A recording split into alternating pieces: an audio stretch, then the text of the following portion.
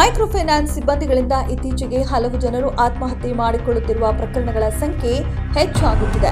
ಇದೀಗ ಹಾವೇರಿಯಲ್ಲಿ ಮಹಿಳೆಯೊಬ್ಬರು ವಿನೂತನ ಪ್ರತಿಭಟನೆ ಮಾಡಿದ್ದು, ಪೋಸ್ಟ್ ಬಾಕ್ಸ್ನಲ್ಲಿ ಮಂಗಳಸರವನ್ನ ಪ್ಯಾಕ್ ಮಾಡಿ ಸಿಎಂ ಸಿದ್ದರಾಮಯ್ಯ ಅವರಿಗೆ ಕಳುಹಿಸಿ ಮೈಕ್ರೋ ಫೈನಾನ್ಸ್ ಸಿಬ್ಬಂದಿಗಳ ವಿರುದ್ಧ ಕ್ರಮ ಕೈಗೊಳ್ಳಲು ಎಂದು ಮನವಿ ಮಾಡಿ ವಿನೂತನ ಪ್ರತಿಭಟನೆ ನಡೆಸಿದ್ದಾರೆ.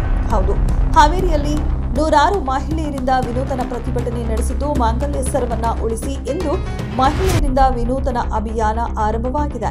ಹಾವೇರಿಯ ಅಂಚೆ ಕಚೇರಿಯ ಮುಂದೆ ಮಹಿಳೆಯರು ಪ್ರತಿಭಟನೆ ನಡೆಸುತ್ತಿದ್ದಾರೆ. ಮಾಂಗಲ್ಯ ಸರವನ್ನ ಪ್ಯಾಕ್ ಮಾಡಿ ಪೋಸ್ಟ್ ಡಬ್ಬಿಗೆ ಹಾಕಿ ಸಿಎಂ ಸಿದ್ದರಾಮಯ್ಯ ಅವರಿಗೆ ಮಾಂಗಲ್ಯ ಸರವನ್ನ ಪ್ಯಾಕ್ ಮಾಡಿ ಮಹಿಳೆಯರು ಇದೀಗ ಕಳುಹಿಸಿಕೊಂಡಿದ್ದಾರೆ.